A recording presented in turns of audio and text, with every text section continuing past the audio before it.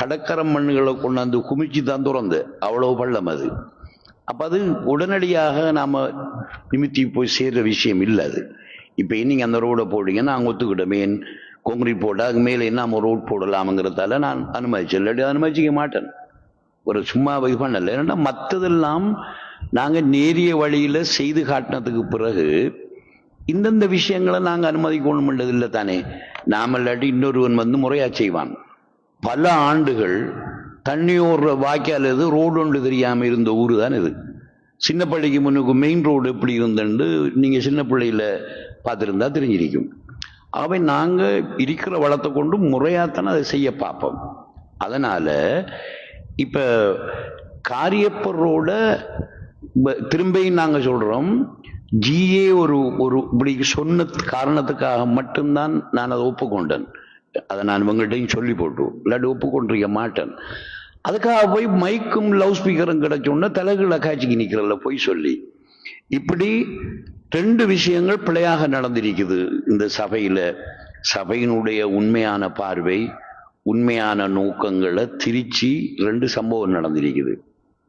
3வது சம்பவம் நடந்தா நாங்கள் அதுக்குரிய நடவடிக்கை இனி எடுப்போம். கவுன்சிலால சபைக்கு ஒரு மரியாதை இருக்குது, சபையினுடைய அங்கத்தவர்களுக்கு ஒரு மரியாதை இருக்குது, நோக்கம் ஒன்று இருக்குது.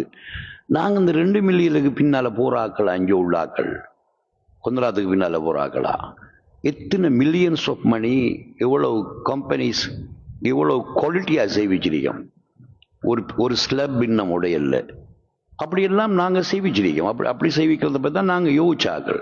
இல்லாட்டி இங்க ஒன்றையும் கண்டிருக்க மாட்டாங்க. இன்னும் கூட என்ன பில்டிங் இது மோசமாக கட்டியிருந்தா எப்படி இருக்கும்? இது குப்பை ஓட்ட இடம் மஜீது சார் அண்டு மாதிரி காய்ச்சனா இந்த பிராந்தியமே இதை என்ன பிரதேச இருக்கிற நேரம்.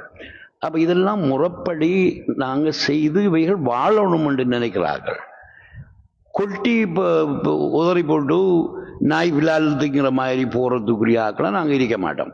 எனவே எதுவாலும் செய்யுங்கோ, பிழையான கருத்துக்களை சொல்லப்படா ஒண்ணுமில்லை. நாங்க மேடைகள் போட்டோம்னா கடுமையா தான் நிற்கும். அது நாங்க உண்மையா பேச வேண்டி வரும். இவ்வளவு பல்லாயிரக்கணக்கான ரோடுகளையும் மீட்டர் கணக்கான ரோடுகளையும் அபிவிருத்திகளையும் செஞ்ச எங்கள்கிட்ட நேற்று அந்த புள்ள கொஞ்சோண்டு 2 மில்லியன் கொந்தராது செஞ்சோடு இதோ நாங்கள் செய்து விட்டோம்டா, இது ஊர்ல எப்படி பகடியாகலாம்? இந்த ஊர் எப்படி சிரிப்பாங்க? அந்த பேஸ்புக்லையும் அப்படிதான் சிரிச்சாங்க. பார்த்து விடு, இங்க பாரு 2 மில்லியனை கொண்டாந்து விடு, நான் படத்துல வாட்டண்டு. காரியப்பர் ரோடு இதோ 2 மில்லியன் கொண்டாந்துட்டோம் சொல்ற ரோடு. அது எங்கட மக்கள் வாழ்ற ரோடு. எல்லா ரோடும் நாங்க கான் ட்ரைனேஜோட செய்திருக்கோம். அது ஒரு பள்ளத்துல போற ரோடு. அப்ப அதுக்கு கானோட செய்யாட்டி போட தேவையில்லைன்னு நிப்பாட்டுவேன்.